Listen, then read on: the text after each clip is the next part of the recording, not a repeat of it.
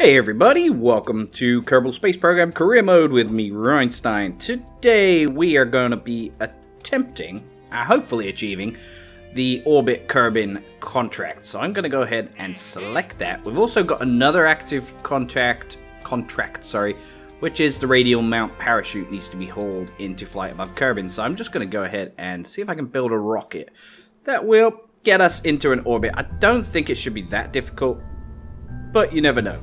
So let's have a look. First of all, we want our command pod, then we want, I think because we're going to try and orbit, I think I want to take the Science Junior with us. That should be quite a good thing. Now remember, I am using the Kerbal Engineer Redux program. If you want the link to the version that works with 1.05, get in touch. Or I may try and include it in the description. But basically, yeah, I have it if you need it. I mean, if you go to like Curse, it doesn't have it on there, but it's not too difficult to get hold of. So anyway, here's our rocket so far. So in order to bring this bad boy down, actually, first of all, I want to put a thermometer on there. But in order to bring this bad boy down, we're going to need some parachutes. This is... How many parachutes do you think we need? Maybe only 3, because I'm just going to lower this bit down. That's all. I don't think we need to bring these fuel packs with us. So that looks good to me. It might be an idea to bring some batteries and an antenna, but no, I'm not going to bother with that, I don't think. Now, let's have a look. So, our staging is all messed up, so basically we want it to be like this. Then that's right. So that gives us 1545 delta V. That's quite significant. So what I may do is I might attach some more liquid fuel under here. Hopefully we're going to have enough parts to be able to achieve this. Let's put another one of those there. Now you can see our thrust to weight ratio is impressive, 4.48 on that final bit there. Then around this, I think I want to create, I don't know, I'm thinking maybe 6 of these solid fuel thumper boosters. Let's see if we can attach those in a nice way that will make it not want to explode on us. I'm pretty sure that should be enough, to be honest. But let's just, to be on the safe side, let's carry another one of these fuel packs up. Oh, that's in the wrong place. There we go. Alright, that gives us 5,162 delta V. That should be enough to take us to the moon. But I don't think it would be enough to land on it, but it would certainly be enough to get us close to it. Now, I want some of these mystery goos just while we're up in space. And that takes us down to 5,097 delta V. I'm sure that should be enough. Now let's make sure our pilot is in place, Jebediah. And our staging is correct as far as I can tell. Now the launch pad can't support vessels heavier than 18 tons. Oh, I see. Alright, what I'm going to do then is call this the KERBIN Orbiter. Save that bad boy. And then I'm going to go and upgrade our launch pad. I think that was what it was talking about, wasn't it? Should be able to upgrade that. Yes, and then we can lift up 140 tons. So that solves that problem. Nice. Alright, thank you ever so much for getting in touch, by the way, on the previous videos.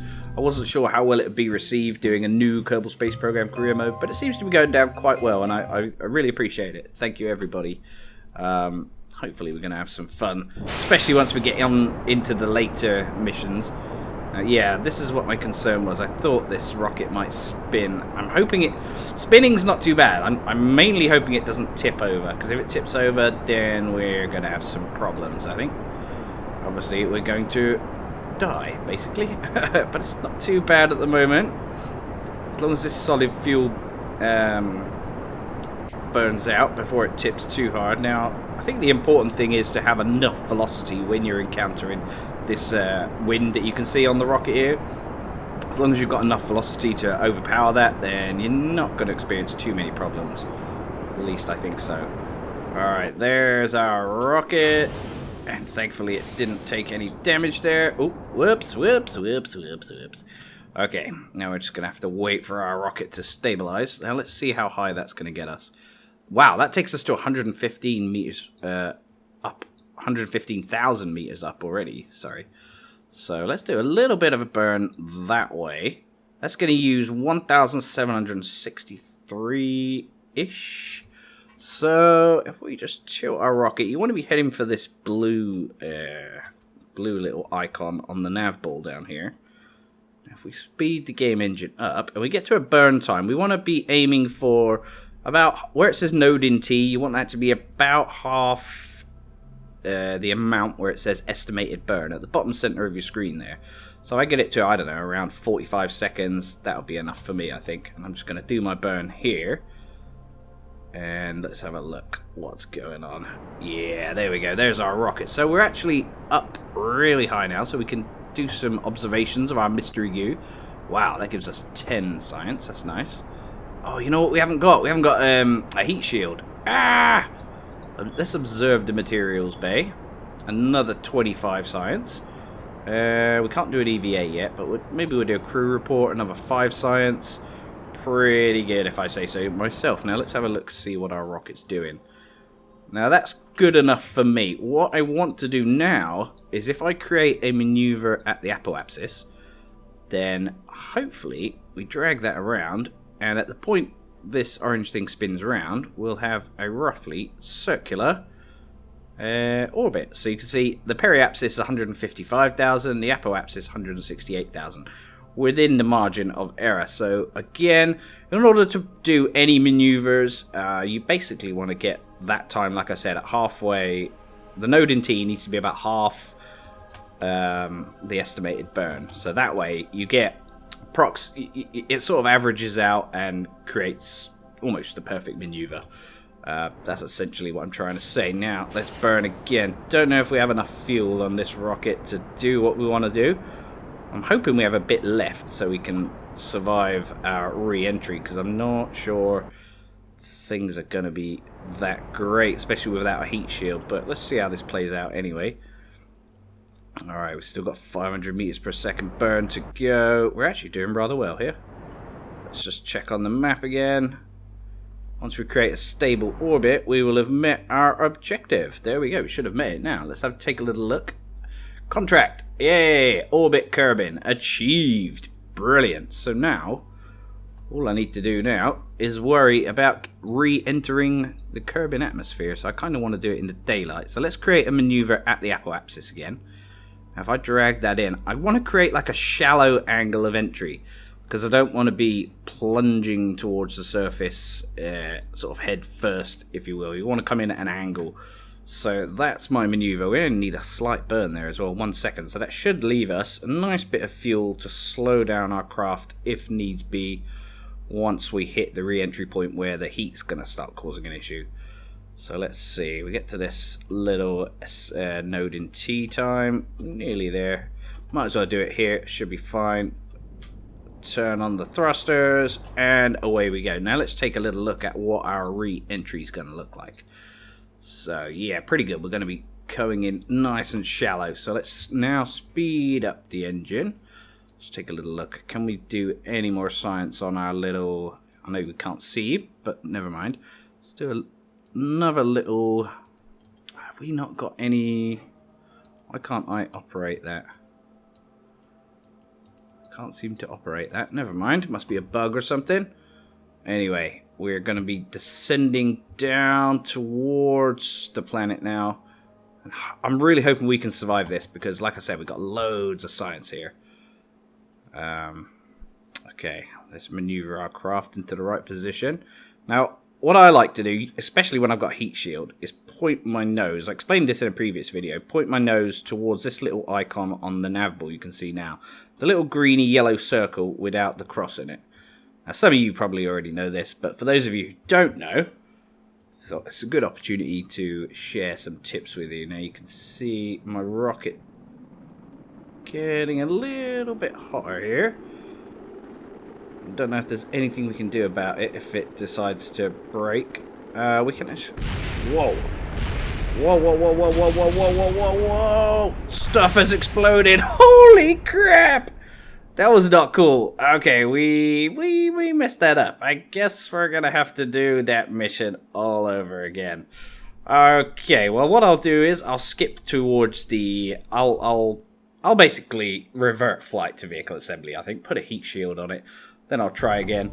And you can skip forward if you wish. Now, basically the flight's going to be the same. Except for the re-entry, which should go a lot better. Now I'm going to reduce my ablator to 40, but if you want to skip forward, guys, I'll try and achieve the second contract. The vehicle assembly building can't support vessels over 30 parts. Oh man, we've got one too many. Alright, I'll go for 2 of these parachutes then. Yeah, as I was saying, if you want to skip forward, you can do, and essentially you'll see me re-entering KERBIN, and then going on to tackle another mission,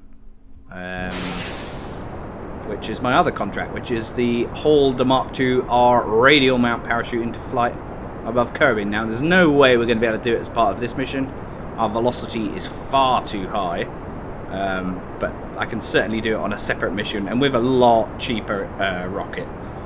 So here we go. We're trying to blast out of the KERBIN atmosphere, and our rocket is tipping ever so slightly, but can it hold itself? Come on, Jebediah, wrestle them controls, mate. You've got this.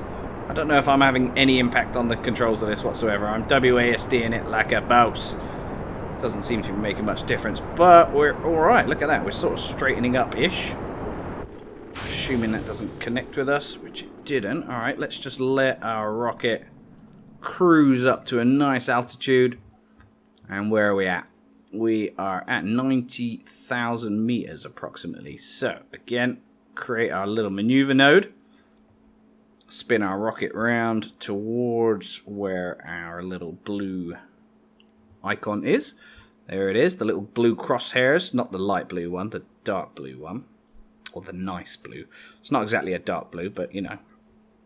Okay. I'm sure some of you are having a lot more success at this than I am, but I'm doing my best. It's a lot easier when I'm not recording, to be fair. Alright, let's power up the engines, Captain. We need to engage this engine. There we go. Beautiful. Now that should be good enough. I'm just worried we haven't got enough Delta V now, because this ablator on the heat shield decreased the amount of change in velocity we're capable of quite significantly, but let's see how we get on here. Okay, let's see if we can change our camera angle a little bit, see how our burn is going. Going pretty good. We're at an altitude of like 92,000 meters and cruising, I can confirm.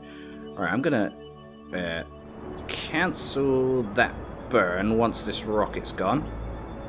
Cancel the velocity. There we go. Let's get rid of that section of our rocket.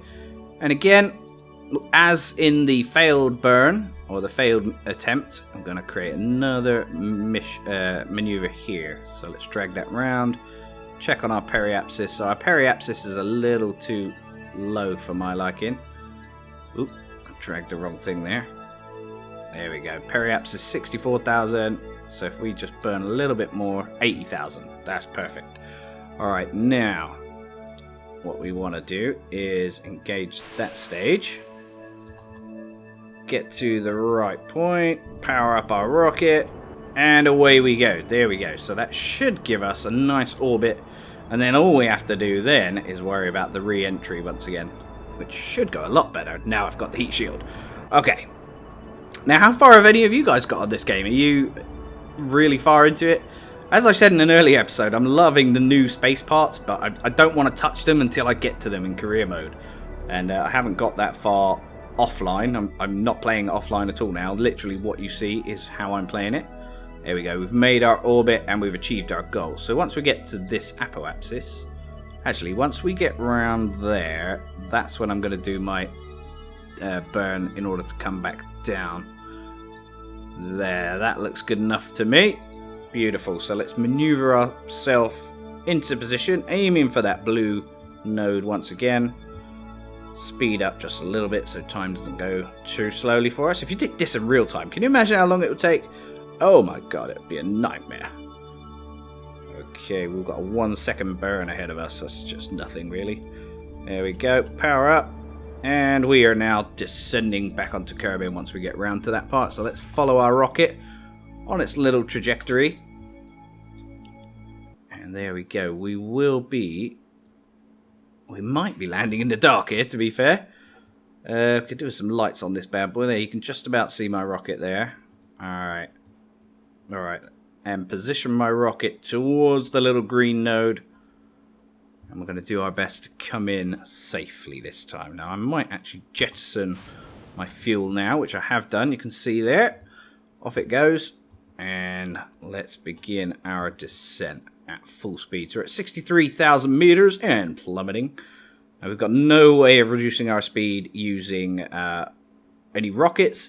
So we've just basically got to keep our fingers crossed and pray that I've actually done this maneuver correctly, which doesn't bestow me with any sense of confidence. There we go. Point our nose towards where the heat is coming from. And if I right click on the ablator, you can see it decreasing. So that's good. That's a good sign. That means it's working and dissipating heat as we re-enter Kerbin atmosphere. Beautiful. Okay, come on, Jebediah. You got this, bro. Just keep your hands tight on the controls, bro. He always looks happy no matter what. Whether your mission's a success or a failure, he could be facing an imminent pummeling by a giant wayward meteorite. And he's always like, yeah, let's do it. This is fun. See, now, the benefit of coming in at such a shallow angle here, like I am, is that we... Oh, dear. You know what I've forgotten to do? I've forgotten to do all my science. I'll have to do it off camera, maybe. Oh, what a bum. Oh, well. At least I showed you how to do the mission successfully, right? We'll take that anyway. And, yeah, so basically, coming in at such a shallow angle allows your speed to decrease greatly. So you're not just plowing headfirst into the planet. Alright.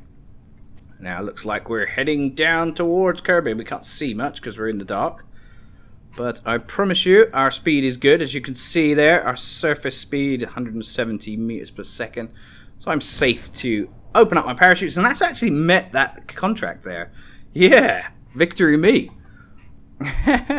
So now, hopefully, we just got to land gently. The only thing I missed out on was the freaking science. But I'll do it, don't worry. We'll have it all under control, he says. With trepidation. Come on, Mr. Jebediah. Can we do a crew report here? No, not really. Alright, there's not much science left to be got from around Kerbin. So mainly our science is going to come from out in space and from near the other celestial bodies like the Moon and Minmus and beyond Duna, Eve, etc, etc. Alright, now fingers crossed we're going to touch down nice and gently here. Looks like we are. Our descent speed is so slow, it's taking forever. Never mind. At least he's safe, eh? Let's do a little IVA. Let's take a look around your cockpit, Jeb. Look at that. What are those over there, mate? Cans of beer? He's like, I don't know. You put them in here with me, not me. Do you think he sounds like that? If you imagine Jebediah with a voice, what would he sound like? I don't know. Here we go. Coming in nice and smoothly down to the ocean. So I suppose we could probably do some reports here. At least we're recovering a little bit of science, right? Observe the mystery goo while in the water. Some of the mystery goo escaped into the water. Lovely. Well, all is not lost. There we go. Now I can recover my vessel. Thanks for the tip. I think it was Dino. I forget your name, sir. Someone gave me a great tip about how to recover your rocket so you don't need to go to the space center. So there we go. We've now got 41 science. And I think it's 45 that I need in order to unlock the rocket that I want, which will get us to the moon. Yeah, it is. 45 science. So maybe there's one of these contracts that we can do in order to achieve that. Let's see. Test J20 Juno basic jet engine splashdown at Kerbin. To perform the test, activate. So splashdown at Kerbin, the Juno basic jet engine. Nah, I don't want to do that. Test RT10 hammer solid fuel boost on a suborbital trajectory. Do you know what? We're going to have enough science. If I go up to space and do what that mission we just did, if I do it off camera, we'll have enough science, don't worry. And I'll bring you back and show you what I'm upgrading and everything. Alright, thank you for watching. Hopefully you've learned how not to fail. and hopefully you've learned how to succeed. My name's REinstein. Please join me on the next episode, where we'll be aiming for even bigger adventures for our Kerbinauts. Take care, guys. Bye-bye.